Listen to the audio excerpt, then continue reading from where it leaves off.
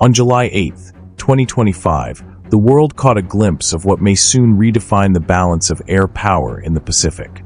During a routine segment on China's state-owned broadcaster, CCTV-13, viewers were treated to something far more significant than a feature on the J-15T carrier-based fighter.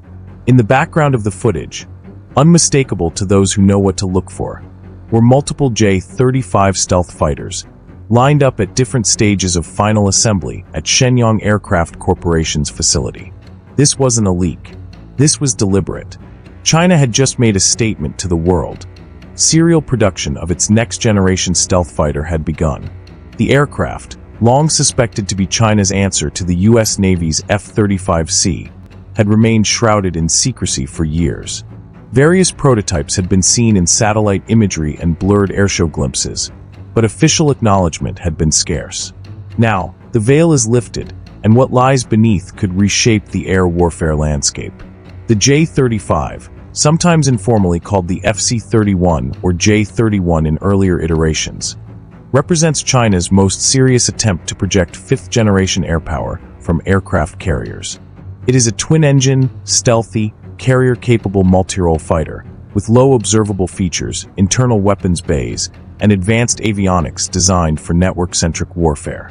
While its initial development struggled with direction and purpose, the design has matured into something that directly challenges the U.S. Navy's F-35C in both concept and capability.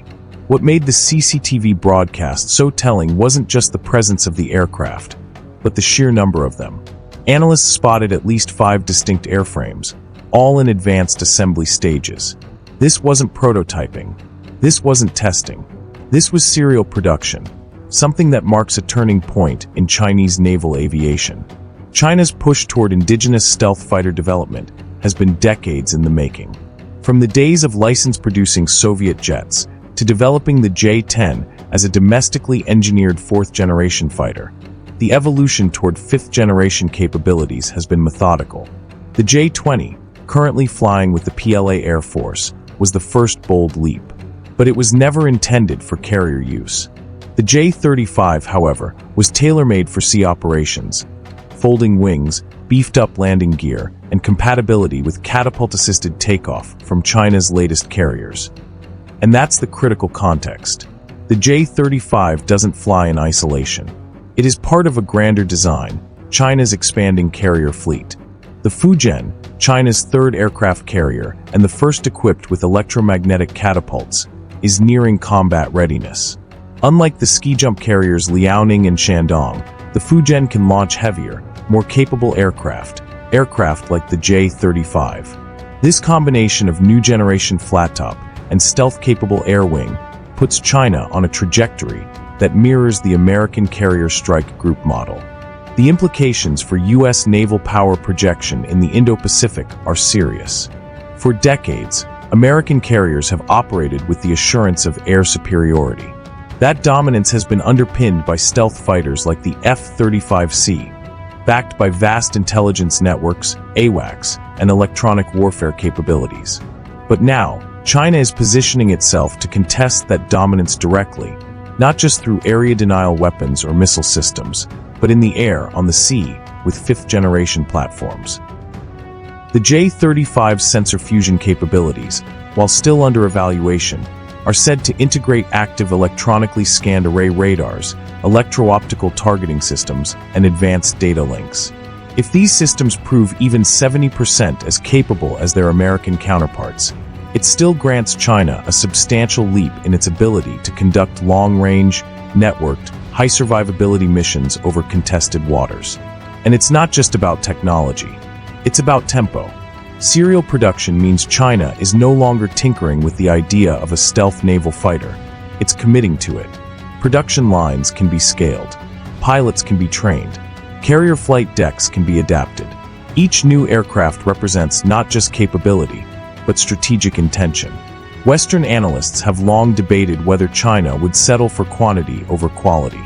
But the J-35 hints at a third path, a balance. While it may not surpass the F-35 in raw stealth or electronic warfare, it doesn't have to.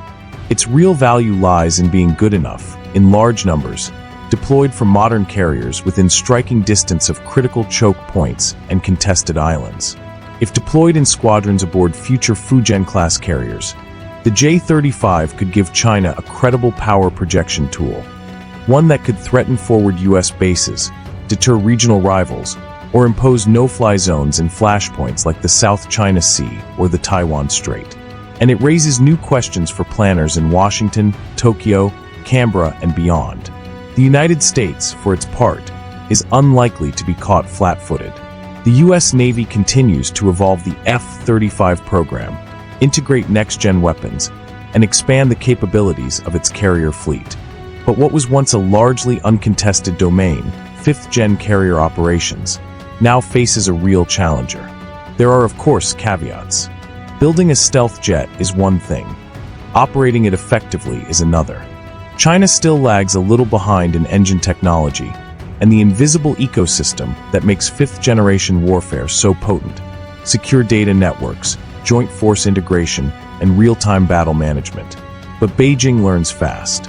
And perhaps more importantly, it is willing to invest at scale.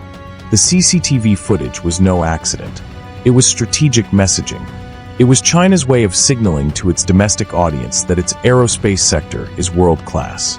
But it was also a message to the Pentagon and to every defense minister watching from Seoul to Brussels that China is now in the game. Not in theory, not someday, now. As the geopolitical climate continues to tense over Taiwan, the South China Sea, and freedom of navigation operations, the timing of this reveal is anything but benign. The appearance of operational J-35s on carrier decks in the next 12 to 18 months could fundamentally change how naval conflicts are calculated in the region. The serial production of the J-35 doesn't guarantee victory in any future war. But it does mean that any such war will be fought under very different rules. Air superiority, once a presumed American advantage at sea, will now have to be earned. Every mission, every sortie, every day. And that, perhaps, is the most sobering takeaway of all.